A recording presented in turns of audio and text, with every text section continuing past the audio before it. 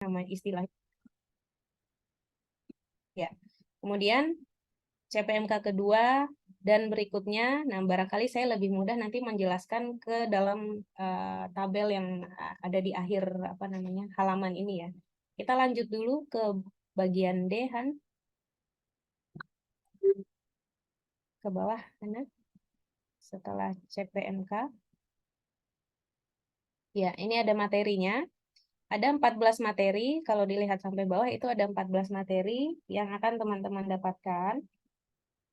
Jadi tadi pertemuan materi 1 2 dan materi 13 14 itu bagiannya Prof Zainal dengan saya untuk memberikan arahan kepada teman-teman, tapi pertemuan materi 3 sampai materi 12 itu adalah bagiannya teman-teman. Gitu ya. Jadi nanti silakan dibuat kelompok per kelompok ya dengan seadil-adilnya ya jumlahnya ya.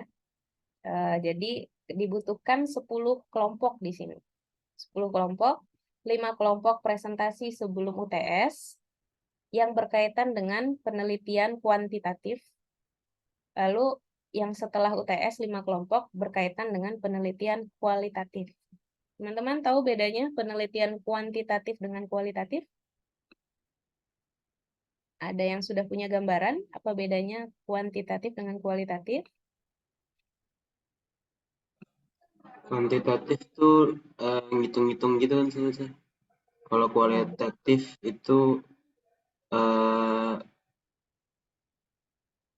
lupa tuh. hitung. Iya, Ustazah.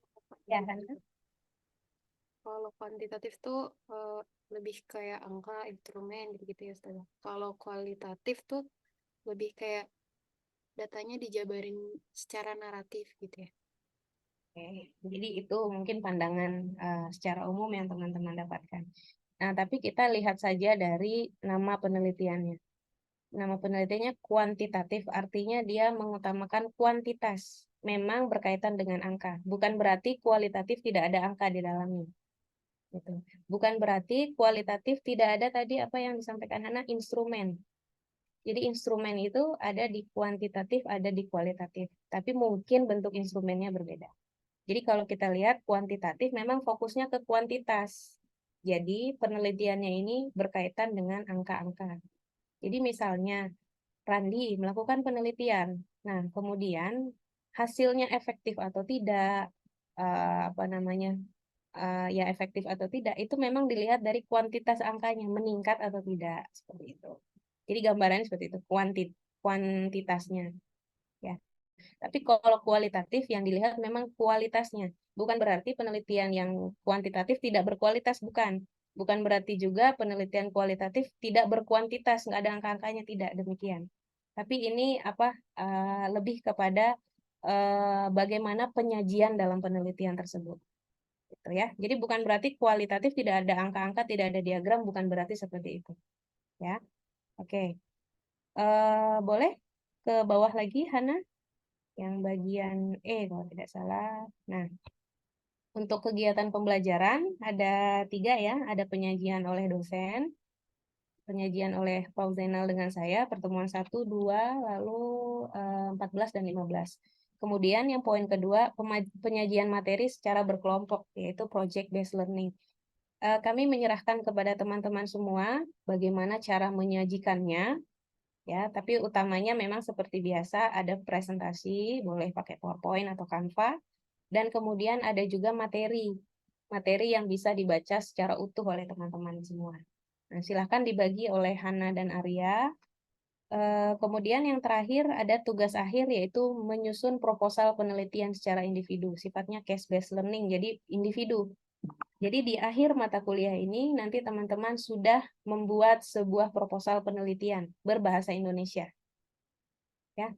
Jadi bagaimana saya bisa membuat sebuah proposal kalau judulnya aja saya belum tahu gitu. Nah, nanti kita bahas selama perkuliahan.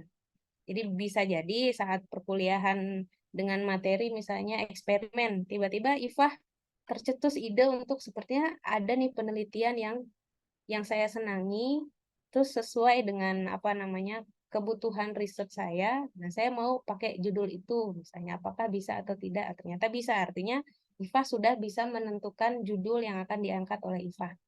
Jadi nanti punya gambaran saat akan menyusun tugas akhir. Gitu ya. Jadi ada penyajian oleh dosen, ada project based learning oleh teman-teman secara berkelompok, ada tugas individu yang sifatnya case based learning. Kasusnya masing-masing kalian. Oke, lanjut ke bawahan. Ada tugas dan tagihan. Ada 3 ya, tugas dan tagihan. Yang pertama presentasi kelompok. Seperti kebiasaannya Prof. Zainal dengan saya, jika misalnya ada yang presentasi minimal H-1, makalah dan PowerPoint-nya sudah diunggah di Google Classroom atau LMS UNJ. Tapi ini belum saya buat rumahnya ya, Google Classroom atau LMS UNJ nanti menyusul. Jadi H-1, kalau sekarang kuliah jam 10 di hari Selasa, paling tidak kemarin malam sebelum jam 12 malam itu makalah dan PPT-nya sudah siap. Jadi tidak ada namanya SKS di mata kuliah metodologi penelitian. Apa SKS? Sistem kebut semalam. Oh ya, tidak ada istilah SKS namanya ya, sistem kebut semalam. Walaupun memang di malam hari dikumpulkannya. Ya paling tidak teman-teman jam 1 sampai jam 8 itu sudah istirahat dan sudah tidak berkutat dengan materi presentasi gitu. Jadi persiapannya lebih awal. Kemudian ada UTS UAS dan terakhir ada proposal penelitian yang tadi case based learning ya. Lanjut Han. Untuk penilaian, jenis penilaian boleh dibaca masing-masing ya. Komponen dan proporsi penilaian yang H itu boleh dibaca masing-masing juga. Lanjut Han. Nanti ini saya share ke teman-teman. Kriteria kelulusan dibaca masing-masing. Peraturan dan tata tertib juga dibaca masing-masing dan ini menjadi pedoman dalam perkuliahan ya. Hadir tepat waktu, kemudian aktif, berpartisipasi dalam menggunakan Zoom, nyalakanlah kamera. Kalau ingin bertanya boleh klik raise hand atau misalnya sedang senyap langsung tanya boleh gitu. Tapi jangan memotong juga. Misalnya Adam sedang presentasi tiba-tiba dipotong oleh misalnya Arya gitu. Jangan juga ya. Jadi ada etikanya tetap. Lalu lanjut Han ke bawah. Nah, itu ada beberapa tata tertib, keterlambatan, perizinan dan lain sebagainya. Untuk buku sumber yang mudah dibaca oleh teman-teman itu sebenarnya mungkin buku Sugiono. Mudah difahami ya. Ada buku Sugiono bisa didapatkan di Gramedia ya, Gramedia atau online juga ada gitu ya. Saya dengan Prof. Zainal tidak mewajibkan teman-teman untuk masing-masing harus punya bukunya, tidak. Gitu ya. Tapi yang penting saat teman-teman presentasi materi-materi sudah lengkap gitu. Jadi nanti teman-teman yang lain bisa membaca kembali gitu karena kan tersimpan di Google Classroom misalnya ya materi-materinya gitu. Nah, kalau mau yang lebih berat ada Crashwell ya, ada nomor 2, nomor 3 dan nomor 4. Nah, itu bahasa Inggris, tapi memang mereka referensinya referensi yang bisa dibilang basic gitu ya. Memang orang-orang tuh berujungnya ke Crashwell ini gitu atau ada Book and Goal dan lain sebagainya. Dan ke bawah Alexi J. Moleong dan lain sebagainya ya. Atau artikel-artikel dari jurnal ini. Gitu. Ya. Jadi intinya sekaya-kayanya kalian lah untuk menyajikan itu. Jadi tidak hanya berfokus kepada 1 atau 2 buku, tapi sekaya-kayanya kalian untuk memberikan pemahaman kepada teman-teman kalian yang nanti akan presentasi. Oke, Han. Lanjut ke bawah, Han. Nah, ini adalah materi-materi yang akan didapatkan selama 16 kali pertemuan. Ya, jadi kalau pertemuan 1 ini masih pengantar penelitian pendidikan. Jadi masih pengantar dulu hari ini. Isinya ceramah dan diskusi. Jadi yang ceramah Prof. Zainal dengan saya, kemudian dilanjutkan dengan diskusi dengan teman-teman. Nanti pertemuan kedua berikutnya fokusnya ke ruang lingkup penelitian pendidikan.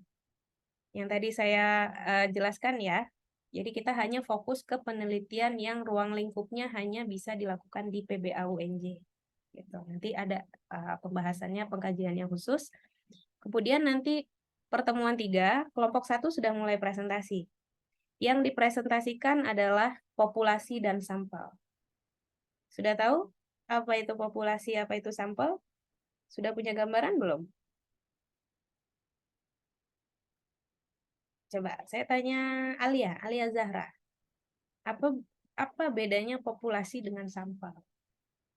Kalau populasi itu keseluruhan dari objek penelitian, kalau sampel itu bagian dari jumlah dan karakteristik yang dimiliki oleh populasi tersebut. Nah, ya, oke. Oke, bagus jawaban dari Alia Zahra. Nah, jadi nanti kelompok 1 akan bahas mengenai populasi, akan bahas mengenai sampel. Populasi dan sampel ini identik dengan penelitian kuantitatif.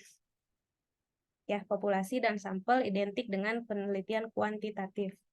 Apakah kualitatif tidak punya populasi dan sampel? Punya, tapi penelitian tersebut menggunakan istilah yang berbeda. Ada namanya responden.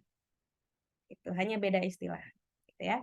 Nah, populasi dan sampel, secara gampangnya saya menjelaskan dari apa yang disampaikan Alia. Alia pernah pergi ke pasar menemani ibu membeli buah? Oh, lama mikirnya. Pernah? Kalau ke pasar nggak pernah ke. Oh, enggak. Oke, ya barangkali teman-teman di ruang kelas ini pernah ya ke pasar, entah menemani ibu atau disuruh ibu untuk membeli buah. Anggaplah teman-teman diminta oleh ibu untuk membeli buah jeruk. Jeruk. Sudah terbayang buah jeruk? Biasanya pedagang jeruk itu akan mengkategorikan jeruk-jeruknya.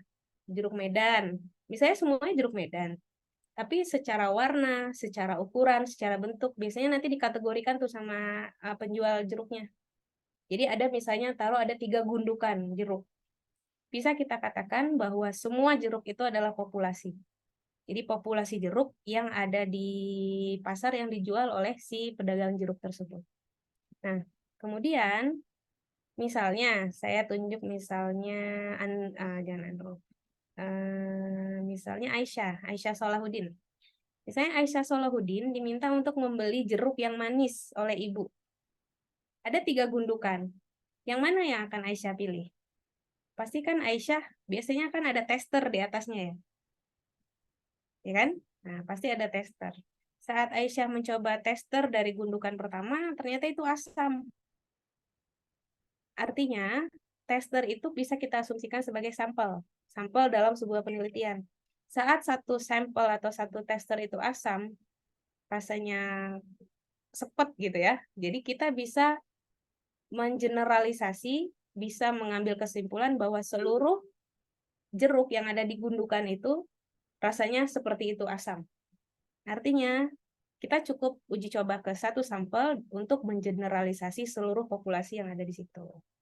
Nah, tapi ada lagi misalnya yang gundukan kedua dicoba pas rasanya, misalnya rasanya manis dan lain sebagainya. Sepertinya ini yang dimau oleh ibu saya gitu. Nah, jadi cukup coba testernya, kan kita nggak perlu dites semuanya. Gitu. Nah, jadi populasi dan sampel itu ibarat teman-teman membeli jeruk di pasar. Cukup coba testernya satu, itu dianggap sebagai sampel. Nah, jadi itu bisa mengeneralisasi seluruh populasi. Demikian juga dalam sebuah penelitian. Misalnya, Aisyah mau meneliti di sebuah pesantren. Tidak perlu satu santri di pesantren tersebut menjadi objek dari penelitiannya Aisyah. Cukup ambil sampel yang karakteristiknya paling sesuai dengan penelitiannya Aisyah. Gitu ya. Jadi satu sampel bisa mengeneralisasi seluruh populasi yang ada di sekolah tersebut. Itu ibaratnya seperti itu ya. Populasi sampel ibarat kita membeli jeruk di pasar. Nah, tapi di situ ada poin D, ada teknik sampling. Nah, teknik sampling itu ada teknik-tekniknya. Jadi sampel bukan sembarang sampel ini, nggak bisa asal ambil aja sampelnya. Gitu. Ada teknik pengambilan sampelnya. Gitu. Jadi, nah dalam sebuah penelitian itu kita harus memegang teknik pengambilan sampel ini. Jangan asal mengambil sampel tapi ternyata karakteristiknya tidak sesuai dengan tidak bisa mengeneralisasi. Contohnya misalnya Ifah mau meneliti. Misalnya saya ambil contoh di luar PBA ya. Ya tadi tuh polusi udara terhadap kesehatan pernafasan masyarakat DKI Jakarta. Tapi sampelnya hanya orang-orang di Jakarta Timur. Nah, itu tidak bisa digeneralisasi. Karena barangkali Jakarta Utara mohon maaf misalnya di sana lebih tinggi atau tingkat polusinya atau bagaimana, saya kurang tahu. Nah, tapi ternyata yang diteliti hanya di bagian Jakarta Timur gitu. Rawamangun pula misalnya, Rawamangun masih banyak pohon misalnya gitu. Nah, itu tidak bisa mengeneralisasi seluruh populasi yang ada di DKI Jakarta. Artinya ada teknik pengambilan sampel yang harus dilakukan oleh seperti tadi yang saya panggil IFAH ya, oleh IFAH karakteristiknya. Jadi ada teknik pengambilan sampel. Ukuran sampelnya itu juga ada. Jadi kalau populasinya berapa, sampelnya harus berapa itu ada. Nah, jadi nanti kelompok 1 presentasi mengenai populasi dan sampel, tapi ada poin F, jadi harus menyajikan contoh penelitian yang pernah ada. Contoh penelitian yang pernah menggunakan populasi dan sampel dan di dalamnya ada teknik pengambilan sampel. Jadi nanti ditayangkan artikelnya atau referensinya gitu yang kalian gunakan ya. Nah, kemudian kelompok 2, jadi kita sudah masuk ke penelitian kuantitatif. Boleh dinaikkan lagi Hana yang langsung ke 4. 4-nya jadi ada di paling atas. 4. Ya, naik lagi. Maksudnya diturunkan, maksud saya diturunkan. Ya, lagi. Nah, jadi ada kelompok 2 dan kelompok 3 dan kelompok 4. Nah, di kuantitatif itu nanti ada 3 jenis, ada 3 metode kuantitatif yang akan teman-teman pelajari. Yang pertama ada penelitian kuantitatif metode korelasional.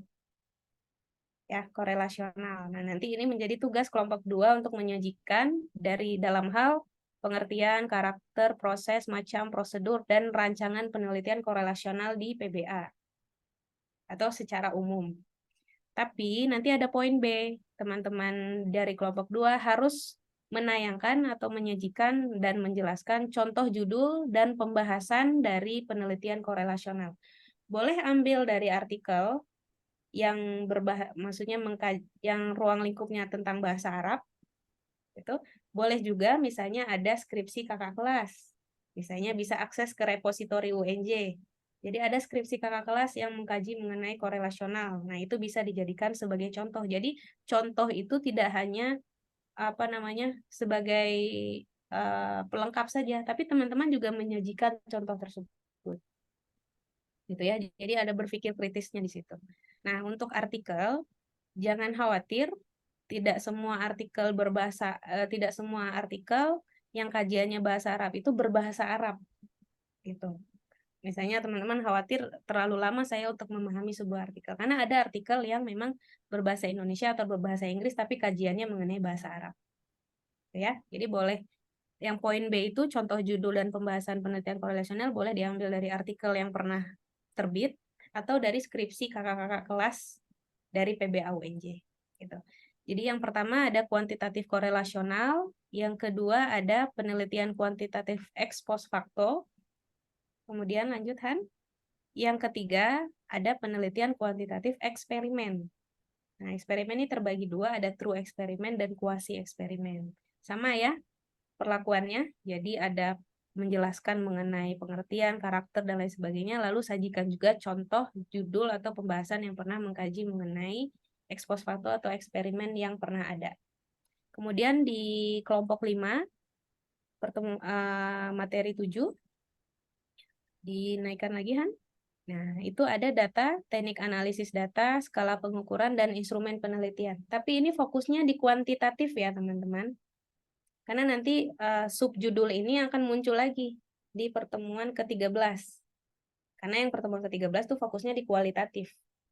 Jadi jangan sampai tertukar-tukar ya. Jadi poin 7 ini, pertemuan ke-7 itu fokusnya hanya di kuantitatif. Jadi data dalam penelitian kuantitatif, teknik analisis data versi kuantitatif, terus skala pengukuran kuantitatif bagaimana, dan lain sebagainya. Kalau dilihat kok sepertinya berat sekali ya ini materinya gitu. Tidak berat karena memang banyak yang sudah membahas atau mengkaji hal ini. Di buku Sugiono pun juga ada. Ya. Kemudian pertemuan 8 ada UTS yang berkaitan dengan penelitian kuantitatif.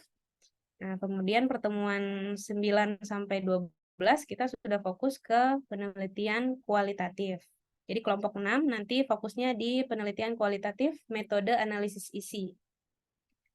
Lalu kelompok 7 ada 2 metode, etnografi dan studi kasus. Ini memiliki kemiripan, makanya digabung ya. Tapi itu pembahasannya masing-masing, etnografi sendiri, studi kasus sendiri. Contohnya pun juga masing-masing. Lalu pertemuan ke-10, kelompok 8, sering dengar ya mungkin ya penelitian tindakan atau action research. Mungkin yang orang tua atau ibunya adalah guru di sekolah. Nah, biasanya guru-guru ini punya kewajiban untuk melakukan PTK, penelitian tindakan kelas atau action research. Sama perlakuannya ya, harus ada penjelasannya, harus ada contoh judulnya. Kalau PTK ini masuknya ke penelitian gabungan antara kualitatif dengan kuantitatif, mixed method. Lalu kelompok 9 di pertemuan ke-11 atau di materi ke-11 itu membahas mengenai penelitian pengembangan. R&D, Research and Development, ya, penelitian pengembangan.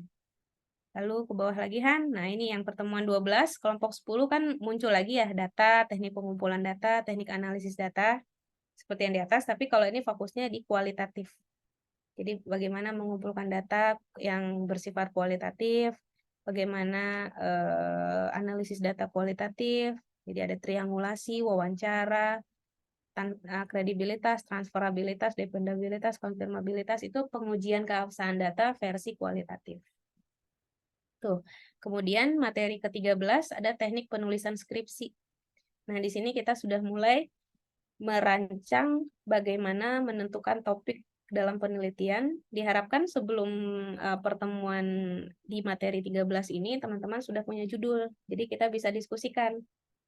Bagaimana merumuskan masalahnya, bagaimana menyusun kerangka teori, mengajukan hipotesis, dan lain sebagainya. Jadi kita sudah langsung, kalau bisa langsung mengacu ke pedoman skripsi prodi. Gitu. Jadi teman-teman sudah sesuai sama itu.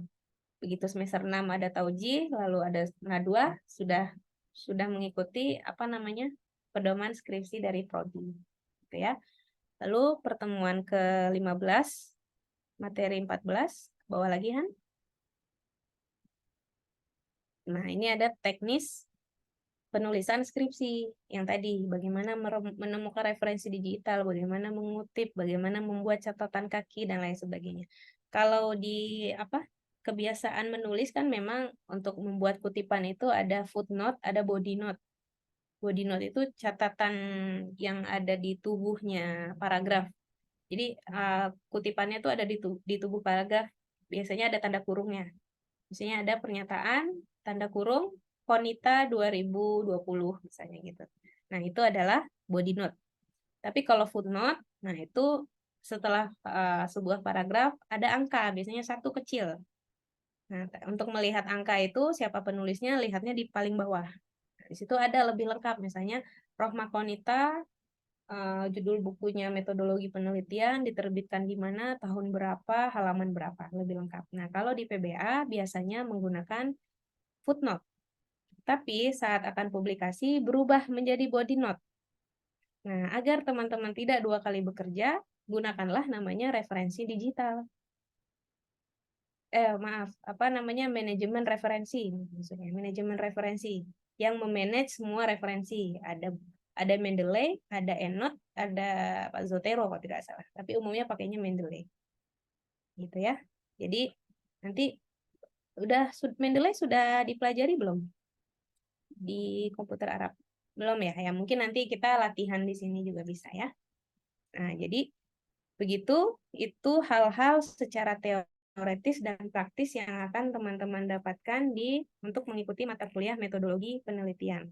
Ya, jadi lebih banyak di mata kuliah ini lebih banyak diberikan pembekalan. Nah, banyak nih dibekelin banyak, akhirnya nanti kan untuk mengikuti mata kuliah berikutnya menjadi lebih mudah karena teman-teman sudah punya bahan bakar.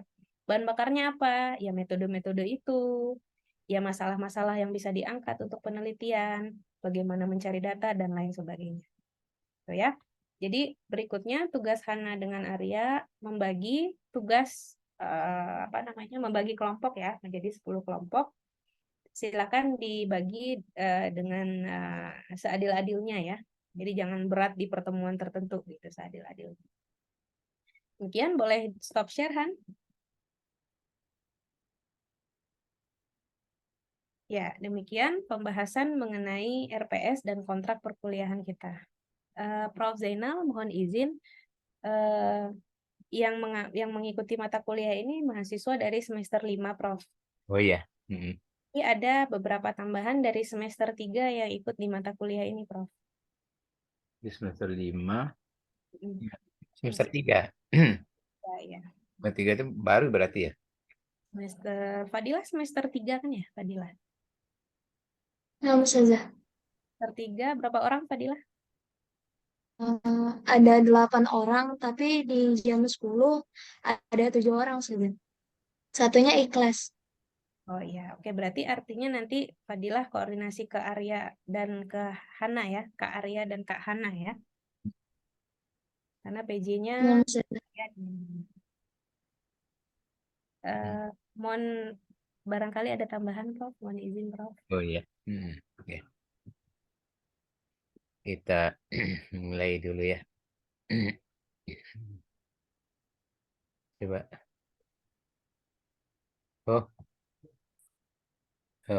Share screen nggak bisa ya? Oh, Nggak bisa. boleh dicoba lagi, Prof? Oh iya, bisa. Ya, bisa, Prof. Kita coba mulai di mana ya?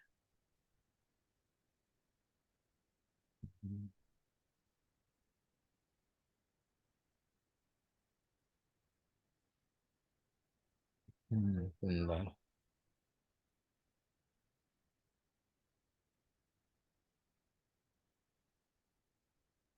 Ini kita mulai dengan sesuatu yang mohon maaf, saya nggak bisa ngomong dulu ini ya. Lebih lama. Putih mungkin nggak apa. Tenggorokan nggak bisa ini kelihatan ini. Nggak Ya, bisa. Prof. Lama capek ini. Di sini kita melihat terutama, nah ini kan artinya manusia itu lengkap ya. Manusia itu berbudi, berakal, berhati, berpanca indera. Nah, kita mulai dari sini. Nah, semua piranti ini atau semua instrumen ataupun semua yang ada pada diri kita ini itu kan Allah yang memberikan. Allah memberikan kita semuanya. Panca indera kalau ada yang tidak melihat misalnya itu kan ada kekurangan. Tidak bisa berbicara itu ada kekurangan. Tidak bisa mendengar itu ada kekurangan. Tidak bisa. Jadi ini bagi yang sempurna, jadi manusianya sempurna kan gitu. Nah, semua yang diberikan Allah ini harus digunakan tentu sesuai dengan ajaran ya. Kalau kita menganggapnya harus sampai sesuai dengan syariat ataupun sesuai dengan apa yang diperintahkan untuk digunakan. Jadi sesuatu yang dilarang tidak kita gunakan. Dari percaya kita, dari hati kita, dari akal kita. Akal kita gunakan untuk berpikir kan gitu. Itu anjurannya ya. Berpikir hal, nanti ya berpikir tentang hal-hal yang berilmu. Karena memang kita ditakdirkan untuk selalu berusaha menuntut ilmu kan gitu. Nah, di sini awal mulanya kita bicara tentang penelitian. Nah, pada diri manusia itu kan kita mengetahui ada hasrat yang kita tidak bisa mohon maaf ya, kita gedein sedikit. Hasrat apa? Keingintahuan. Ingin segala sesuatu yang tahu segala sesuatunya. Nah, ini akan menghasilkan pengetahuan kan. Tapi pengetahuan yang dicari itu adalah pengetahuan yang benar atau kebenaran. Nah, pengetahuan itu untuk apa gunanya? Meningkatkan kualitas hidup dan kehidupan manusia. Jadi itu. Manusia ingin tahu, mendapat pengetahuan yang benar, dan itu digunakan untuk meningkatkan kualitas hidup manusia. Kita semua sepakat bahwa memang kita menuntut ilmu, kita masuk ke program studi bahasa Arab, ingin mengetahui tentang pendidikan bahasa Arab, khususnya pembelajaran bahasa Arab, untuk meningkatkan kualitas hidup dan kehidupan kita. Kalau tidak, kita akan terluntang-lantung di dunia ini. Karena kita harus di dunia hasanah.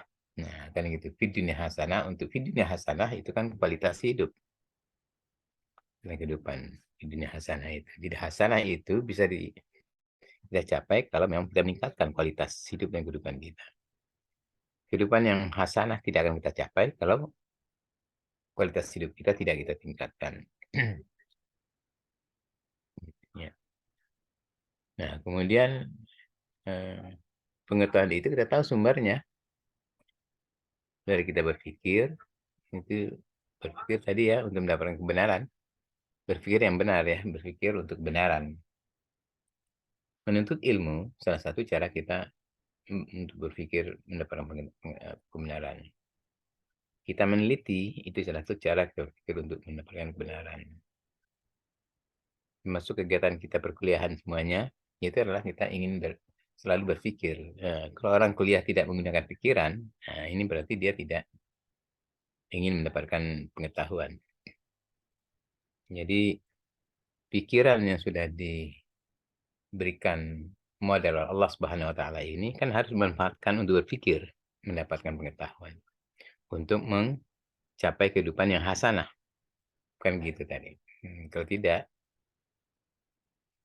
jadi jangan ya dalam kehidupan sehari-hari kita sering mengatakan emang gue pikirin, tapi yang gue pikirin itu kan terkait dengan mungkin hal-hal yang tidak perlu dipikirkan memang. Tapi kalau berpikir tentang pengetahuan harus kita pikirkan, meningkatkan pengetahuan harus kita pikirkan. Kalau tidak nggak bisa kita meningkatkan pengetahuan. Dari merasa pun kita bisa meningkatkan pengetahuan kita. Kita merasakan sesuatu itu bisa meningkat baik atau tidak baik, bahwa itu adalah benar atau tidak benar, kita rasakan itu. Ini harusnya seperti ini.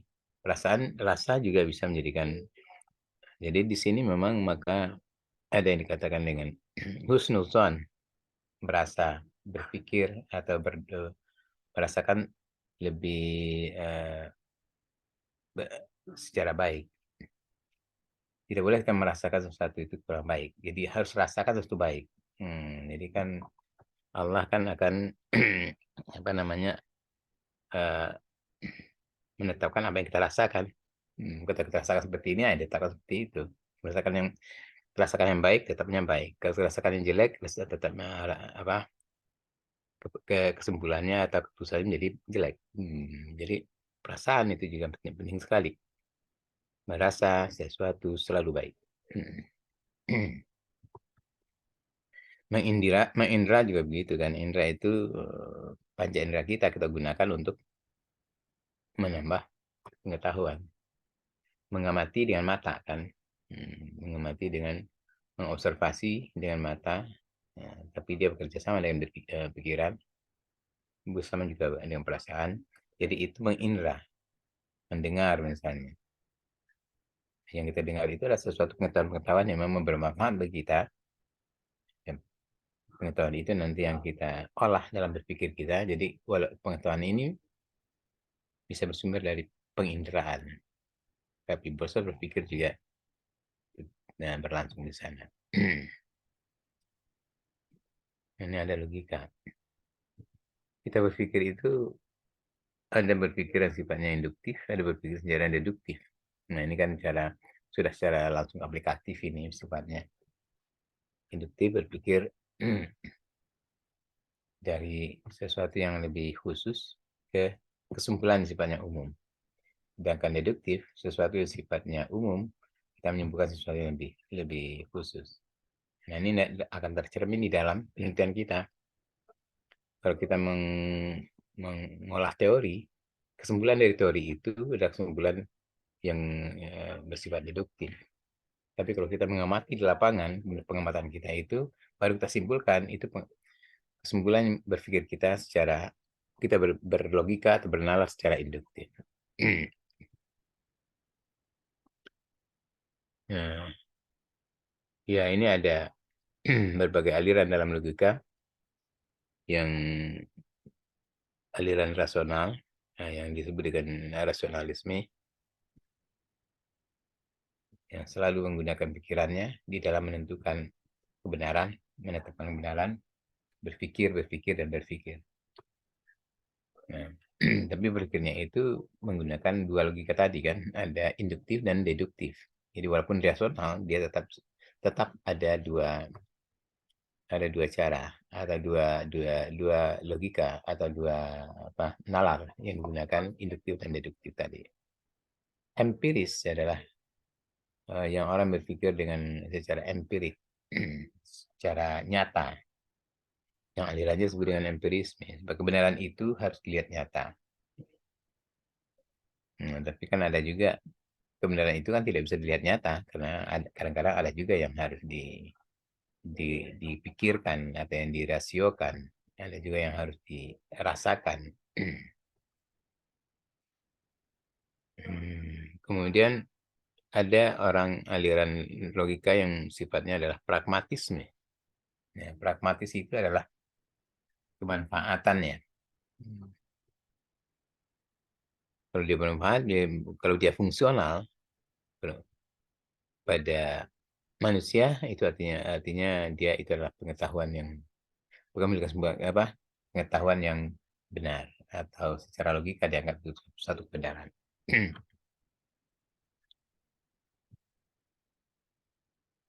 Mohon maaf ini. Ini indera manusia tadi sudah dibicarakan ya. Mata, telinga, hidung, lidah, kulit dan segala macam.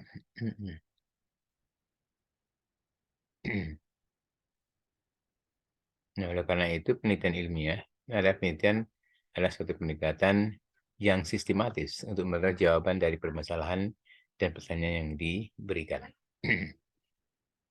Ini penelitian ilmiah.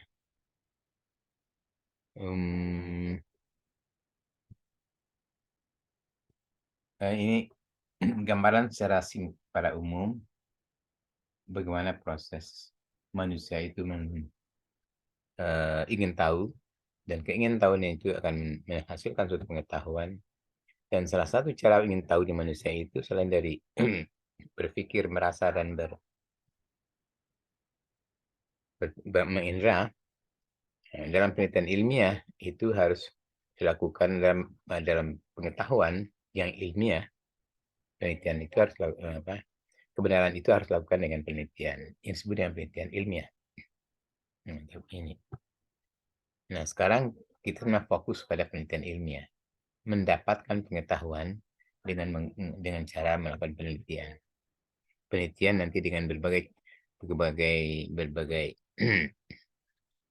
sistemnya atau langkah-langkahnya, tahapan-tahapannya, persyaratan-persyaratannya, penelitian yang sifatnya ilmiah. Ya. Kita tahu bahwa pendekatan dalam memperoleh pengetahuan itu ada yang disebut dengan non ilmiah, ada yang ilmiah. Common sense, akal sehat, prasangka, praduga, intuisi, coba-coba, pendapat otoritas, semuanya itu non ilmiah. Tapi yang ilmiah adalah logis, sistematis, terkontrol berdasarkan atas data empiris. Jadi ini yang kita lakukan adalah pendekatan ilmiah yang sifatnya logis, sistematis, terkontrol berdasarkan atas data empiris.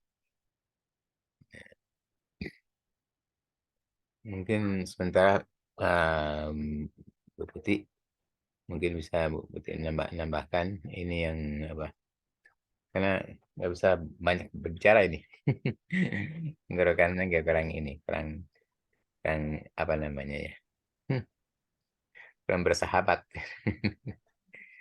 Mungkin Bu Putih teruskan saja Bu Putih. Kira-kira ini ya penjelasan-penjelasan yang bisa ditambahkan. Baik, Prof. Terima kasih banyak, Prof. Zainal. Kebetulan saya dengan Prof. Zainal ini punya riwayat penyakit yang sama ya, Pak. Iya, tenggorokan soalnya. Sudah terganggu di tenggorokan, Ya, apalagi tenggorokan. dalam kondisi polusi seperti ini ya. Ditambah pas dulu ya ada COVID ya, jadi Iya. Mm-mm. mudah sekali terpapar. Baik, Prof, mohon izin melanjutkan Iya. barangkali mengenai rasionalisme dan empirisme tadi ya, Prof ya. Iya, silakan. Saya izin share screen, kebetulan Silakan. ada. Saya tarik ini dulu. Ya, oke. Oh iya, saya bisa share screen nggak nih? Sebentar. Hmm.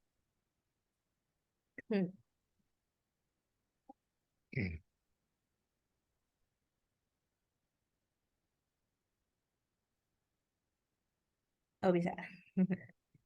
Ya baik. Melanjutkan penjelasan Prof. Zainal mengenai apa tadi kebenaran dan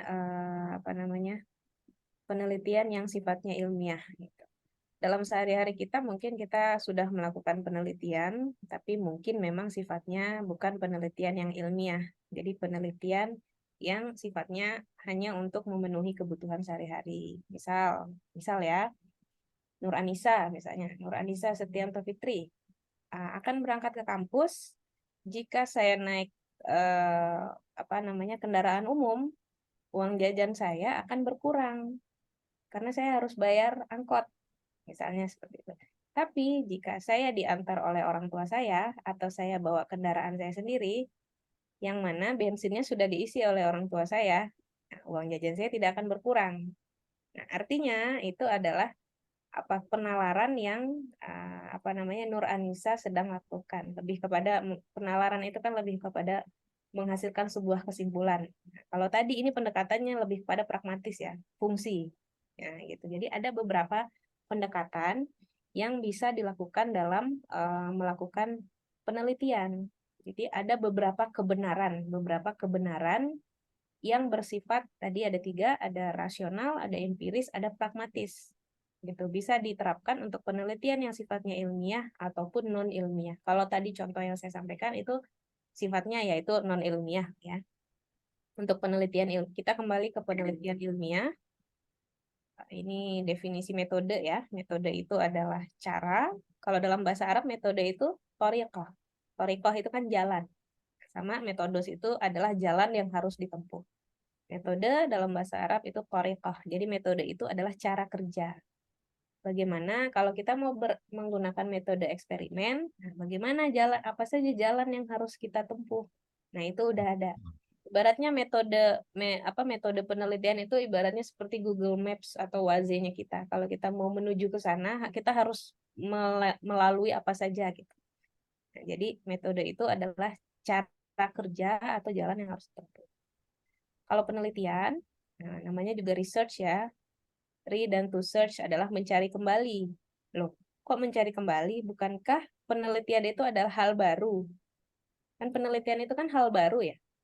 Tidak bisa kita meneliti hal yang sudah diteliti oleh orang lain. Gitu. Tapi maksudnya di sini adalah apapun yang kita teliti itu sebagian besar pasti sudah pernah diteliti oleh pakar-pakar sebelumnya. Nah, jadi saat ini kita berusaha menemukan kembali apakah kesimpulan yang lama itu masih sama atau tidak. Saya ambil contoh misalnya, sebelum saya lahir itu sudah ada yang namanya vaksin.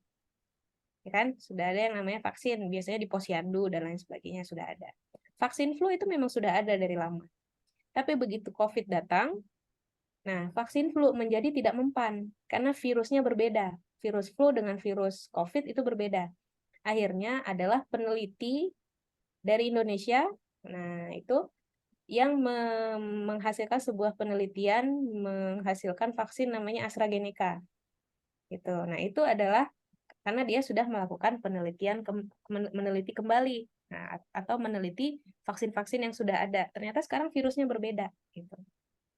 Nah, apakah misalnya artinya kan ini sudah pernah diteliti bagaimana mengembangkan sebuah vaksin untuk menghadapi virus COVID gitu. Apakah bisa diteliti kembali? Bisa saja.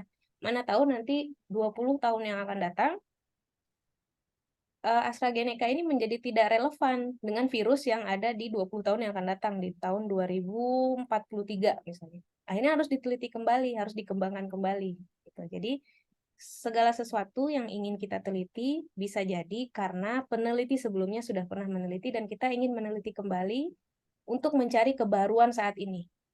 Bukan artinya sudah pernah harus sesuatu yang sudah pernah diteliti, bukan artinya demikian.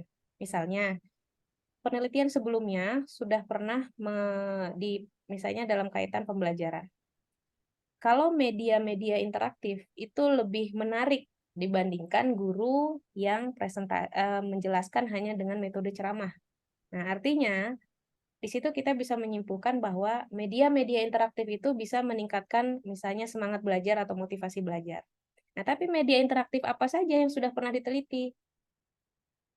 Kita berselancarlah ceritanya di Google Classroom atau di artikel-artikel ilmiah. Nah, ternyata ada misalnya ada gap di situ, ada satu media yang belum pernah diteliti. Nah, saya ingin menyempurnakan. Atau misalnya sudah ada media itu diteliti. Misalnya media apa ya? Taruhlah yang gampang-gampang, Quizizz. Quizizz kan sudah banyak yang meneliti. Tapi pernah tidak Quizizz itu diterapkan di SMP? Oh, pernah ada di SMP. Oh, ternyata SMP umum, MTS belum ada, misalnya gitu. Oh, akhirnya saya menyempurnakan penelitian tersebut, gap-nya ada di situ. Ternyata di MTS belum pernah diteliti. Nah, artinya kita mengisi kekosongan tersebut, gitu ya. Jadi untuk membuat sebuah penelitian, karena memang namanya juga research, mencari kembali hal-hal yang sudah ada, kita bisa sempurnakan atau namanya tuh dasen dan dasolen apa yang seharusnya. Jadi itu kita seperti mencari gap. Jadi kekosongan penelitian di mana? Nah, di situ penelitian kita hadir. Gitu, seperti itu. Nah, ini penelitian ilmiah yang tadi sudah dijelaskan oleh Prof. Zainal. Ya, ada cara tertentu yang harus kita tempuh untuk menghasilkan sesuatu yang lebih ilmiah. Kenapa dikatakan ilmiah? Karena ada alasan-alasan yang sifatnya harus disampaikan, dijabarkan secara ilmiah. Misal, Anida Zahra mau meneliti di sebuah MTS. Misalnya MTS 123 namanya. Lalu, kenapa Anida mau meneliti di sana? Karena di sana ibu saya mengajar, atau karena di sana karena sekolahnya sebelah rumah saya, misalnya. Itu adalah bukan alasan yang ilmiah kenapa penelitian harus dilakukan di sekolah tersebut. Alasan ilmiahnya apa? Misalnya barangkali sekolahnya memiliki karakteristik khusus, gitu. Siswanya punya karakteristik khusus sehingga harus dilakukan penelitian di sana. Itu menjadi alasan yang ilmiah, gitu. Ya.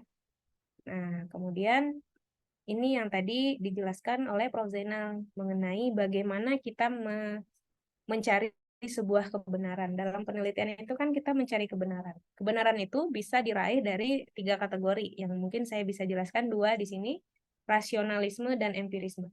Rasional itu artinya rasional, logika, gitu. Nah, bapaknya ini ada Plato dan René Descartes dari Prancis.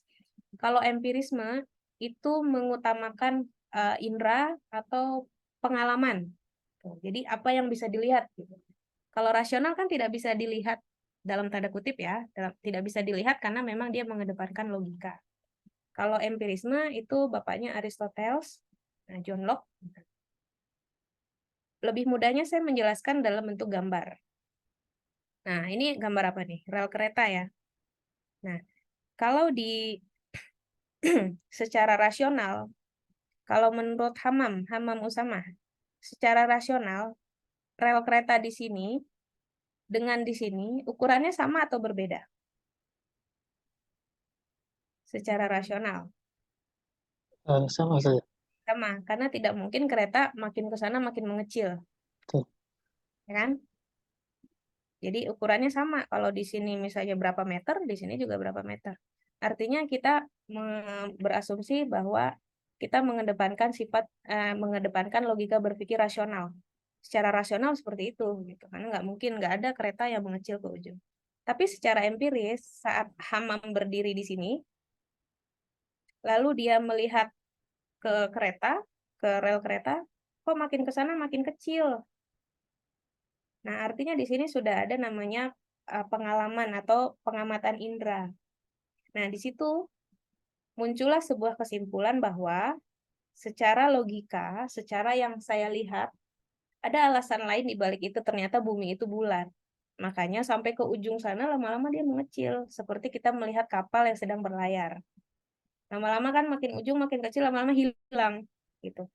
Nah, jadi keduanya ini adalah logika berpikir. Kalau ini logika berpikir secara rasional mengedepankan logika, kalau ini logika berpikir yang mengedepankan pandangan indera atau pengalaman. Sebagai contoh, misalnya, ini yang terlihat di layar saya sekarang Sabitah dengan Nanda. Sabitah dengan Nanda, misalnya mau meneliti di kelas yang di level kelas yang sama. Contoh kelas 1 SMP. Nanda meneliti kelas 1 SMP, Sabitah meneliti kelas 1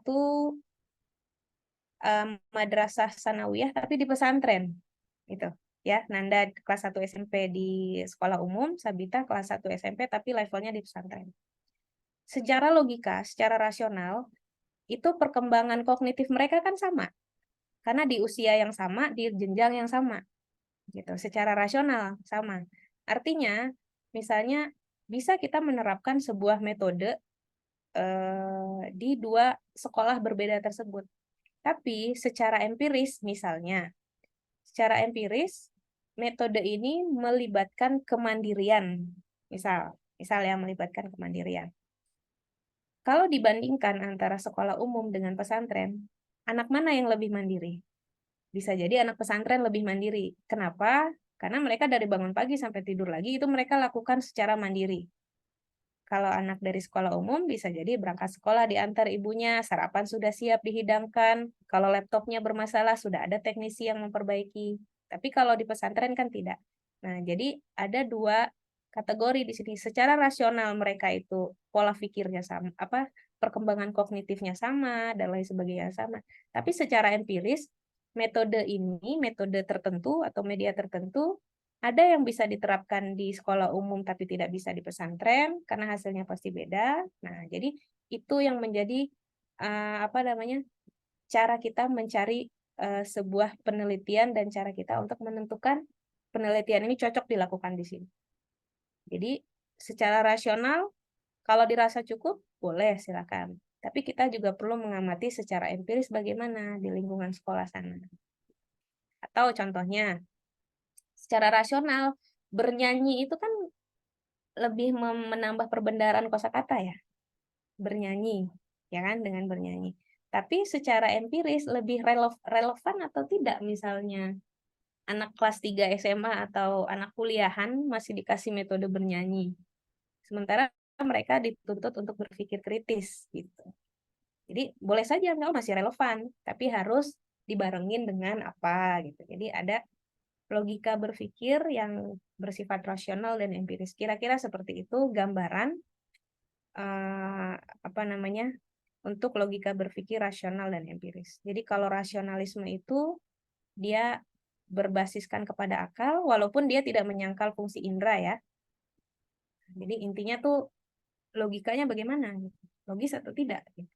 Tapi kalau kalau empirisme itu menjadikan pengalaman indera menjadi sumber kebenaran, apa yang dilihat gitu. Jadi itu adalah sumber kebenaran. Jadi misalnya ada penelitian yang sama antara Anida dengan Intan. Sama-sama di pesantren. Satu salafi, satu pesantren modern. Hasilnya bisa jadi berbeda. Karena pengalaman indera yang dirasakan oleh Anida dengan Intan pasti berbeda walaupun sama-sama keduanya pesantren. Tapi ternyata yang satu salafi, yang satu modern.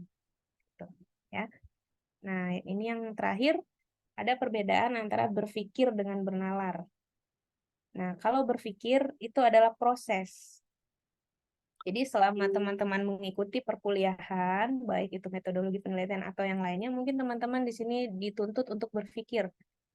Entah berpikir secara deduktif atau induktif, entah berpikir secara rasional, empiris, atau pragmatis. Tapi kalau bernalar itu sedikit berbeda. Kalau bernalar itu menghasilkan yang namanya kesimpulan. Kalau berpikir itu proses, kalau bernalar itu menghasilkan sebuah kesimpulan. Jadi jangan terlalu banyak berpikir, nanti jadinya overthinking. Terlalu banyak berpikir, dipikirin terus. Karena berpikir itu adalah proses. Tapi yang dibutuhkan dalam metodologi penelitian itu adalah bernalar. Bagaimana teman-teman berproses dan bernalar. Bernalar itu menghasilkan sebuah kesimpulan. Jadi kita bernalar, seperti contohnya tadi, bernalar secara rasional, bernalar secara empiris, dan bernalar secara pragmatis. Gitu. Kalau hanya fokus di berpikir, ya seperti bahasa sekarang, jadi overthinking. Karena belum terjadi udah takut duluan gitu kan, karena sibuk dengan pikirannya sendiri. Gitu. Tapi kalau bernalar, teman-teman bisa memberikan kesimpulan kira-kira, oh materi ini bisa diteliti. Oh, penelitian ini bagusnya dilakukan di mana gitu. Jadi intinya harus bernalar kalau dalam metodologi penelitian. Jadi gitu. Jadi yang dijelaskan oleh Prof. Zainal dan saya ini menyangkut mengenai bagaimana proses berpikir untuk melakukan sebuah penelitian. Kalau ini hanya gambaran saja ya untuk memudahkan teman-teman memahami perbedaan antara rasionalisme dengan empirisme. Begitu, silakan terbuka kesempatan barangkali untuk bertanya oleh teman-teman.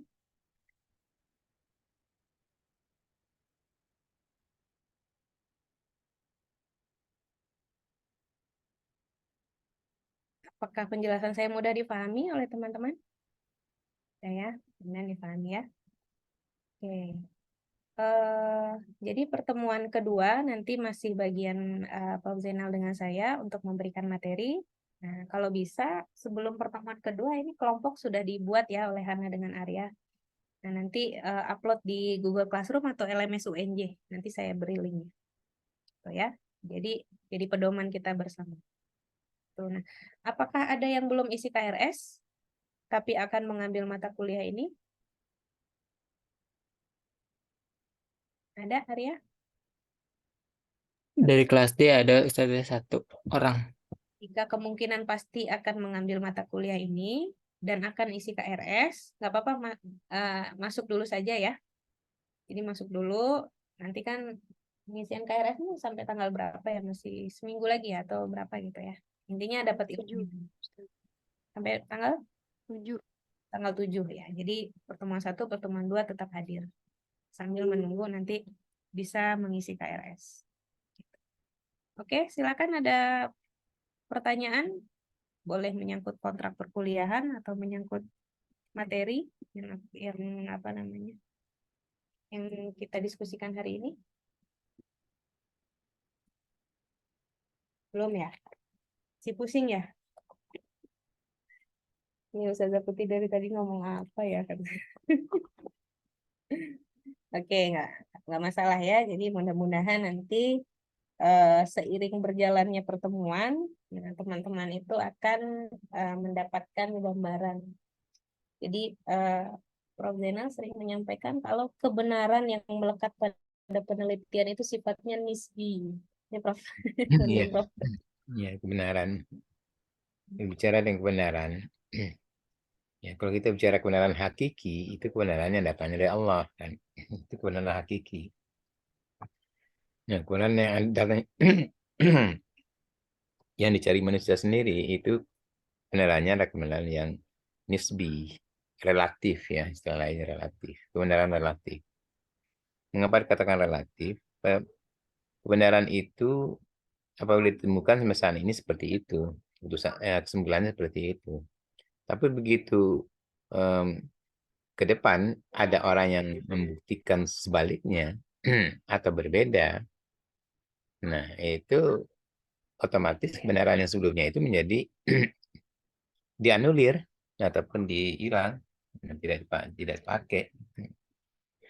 Biasanya dalam ilmu itu selalu memang sering terjadi. Itu seperti aliran-aliran di dalam mendapatkan kebenaran itu, aliran rasionalisme, dia kebenaran itu dasarnya hanya berpikir aja. Kita pikirkan baru bisa kita menemukan kebenaran. Tapi bagi orang yang empiris, sifatnya adalah selalu ingin lihat fakta.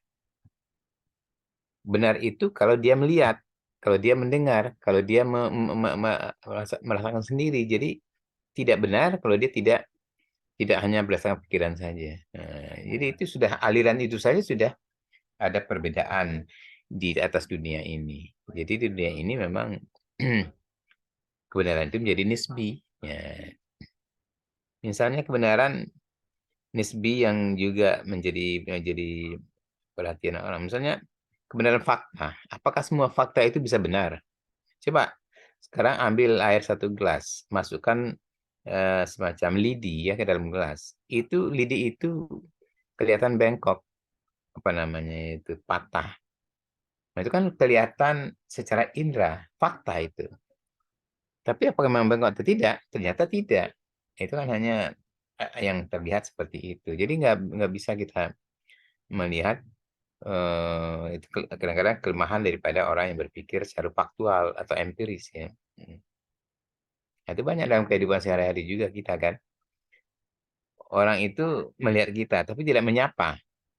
Nah, kita langsung menduga ini orang ini sombong. Padahal kadang belum tentu. Mungkin pada saat dia melihat kita itu sebenarnya pikirannya ke tempat lain. Itu juga dia empiris, dia melihat kita. Tapi sehingga kita menyatakan nih dia tidak mau menyapa kita gitu. Nah, itu juga sesuatu yang... Jadi kelemahan-kelemahan dalam berpikir yang dibuat manusia ataupun yang disimpulkan manusia itu sifatnya nisbi atau relatif. Yang mutlak adalah kebenaran dari Allah Subhanahu wa taala. Kebenaran yang memang diturunkan ataupun yang ada di yang Sang Maha Pencipta. Ke manusia itu selalu kebenarannya adalah nisbi. Nah, kita berebut pada kebenaran yang nisbi ini. Nah, walaupun kebenaran nisbi, oleh supaya kebenaran itu tetap memiliki manfaat bagi manusia, maka harus ada tata cara. Tata cara itulah dengan menggunakan metodologi. Ya, tata cara metodologi. Metodologi apa? Metodologi untuk mendapatkan ilmu. Metodologi untuk mendapatkan ilmu kemudian metodologi ilmiah. Metode penelitian apa? Metode untuk mendapatkan pengetahuan ilmiah. Nah, dengan cara-cara yang harus tertentu ilmiah juga jadinya. Jadi untuk mendapatkan cara pengetahuan ilmiah itu harus dengan langkah tahapan cara yang sudah teruji oleh manusia ya, teruji oleh manusia secara benar cara ilmiah. Nah, itulah kita menggunakan logika. Oleh karena itu kita tidak bisa berpegang pada satu logika. Orang tidak berpegang pada rasional saja, orang tidak berpegang pada empiris saja, tapi digabung kedua-duanya. Jadi sehingga menjadi pola berpikir kita itu tidak hanya berlandaskan induktif, fakta, tapi juga berlandaskan deduktif, teoritik. Jadi induktif dan deduktif satu berjalan bersama, gunakan kedua-duanya untuk sampai kepada suatu kebenaran. Walaupun sebenarnya kita dalam satu segi yang sifatnya faktual, betul-betul faktual, itu bisa kita simpulkan dari secara empirik. Ini benar hitam, ini benar merah, dengan fakta kita bisa melihat. Nah, ini tidak perlu kita menggunakan rasio kita, ini merah atau hitam. Karena sudah melihat begitu. Jadi ada sesuatu hal yang kita bisa cukup menggunakan pola berpikir empiris untuk menyimpulkan sesuatu, tapi kadang-kadang kita juga cukup menggunakan cara berpikir rasional untuk menyimpulkan sesuatu, tetapi dalam pola kerjanya ilmiah, gunakan dua-duanya, baru bisa dapatkan satu kesimpulan ilmiah.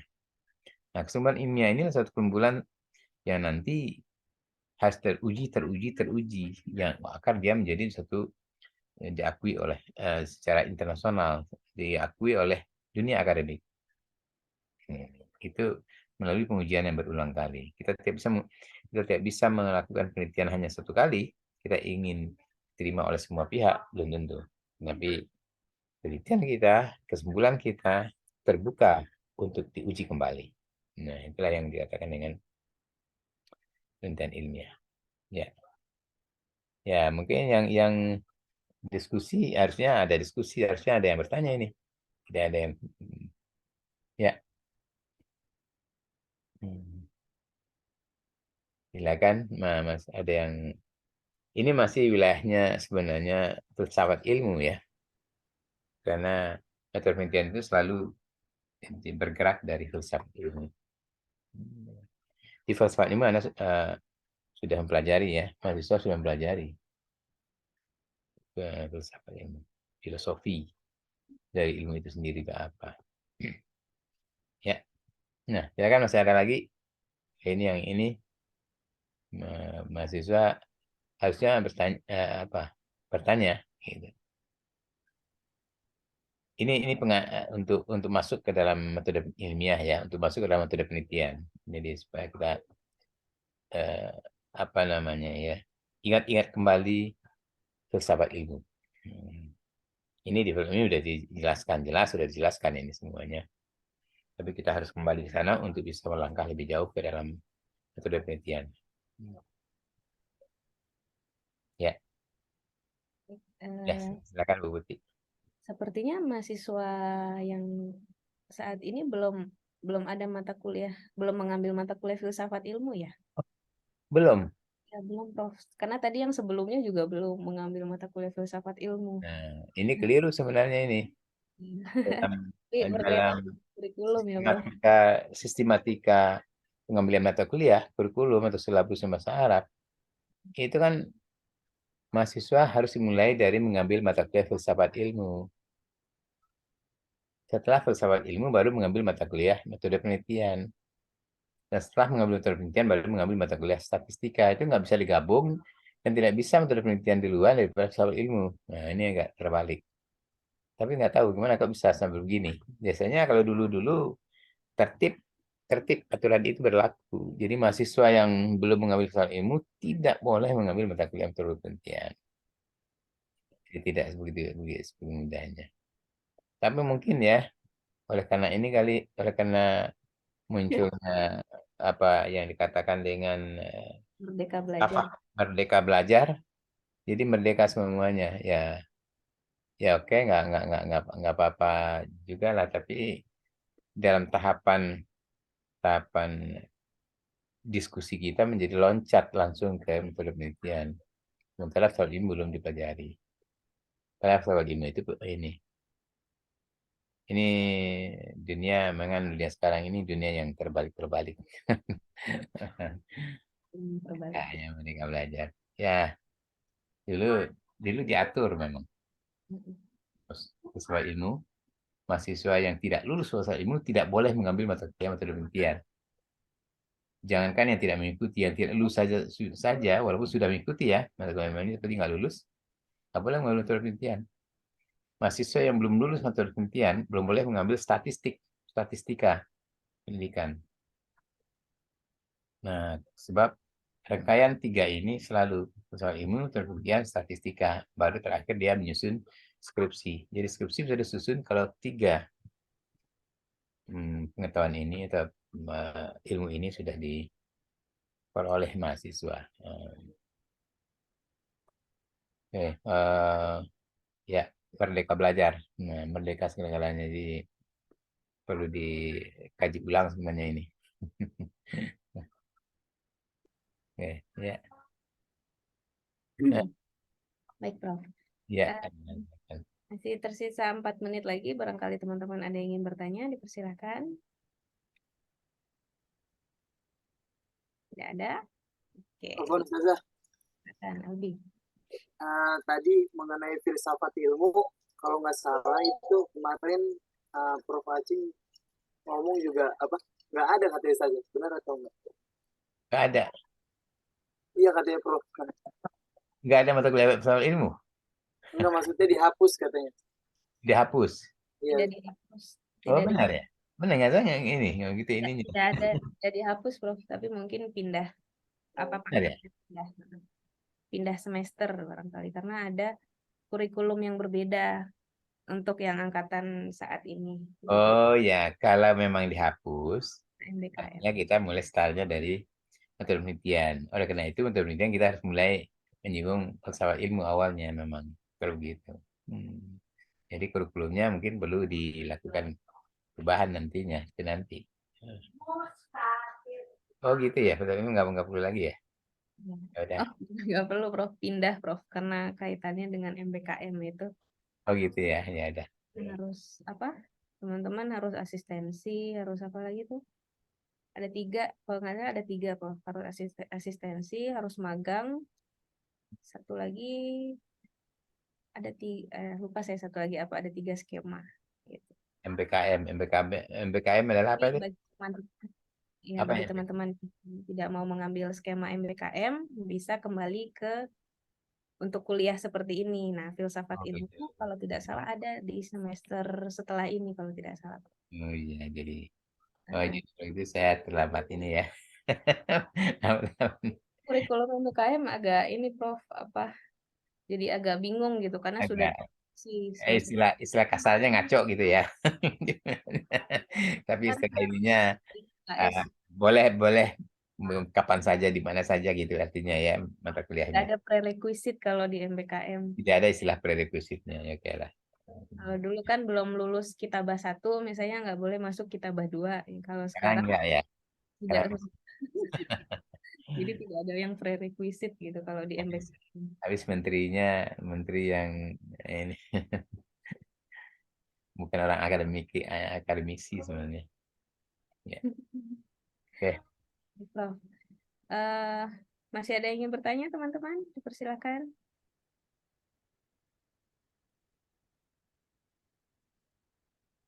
Sepertinya tidak ada, Prof. Ya. Kalau tidak kita tutup saja. Silakan Bu Putih. Terima kasih Prof. Zainal. Semoga sehat selalu, Prof. Amin, mudah-mudahan. Dan teman-teman semua, terima kasih kehadirannya. Sudah isi daftar hadir ya? Oke, sudah ya. Sampai jumpa di pertemuan kedua. Nanti insya Allah, kalau bisa Hana dengan Arya sudah mengumpulkan daftar nama kelompok ya. Oke, terima kasih. Nakhtatim bi qiraati hamdalah.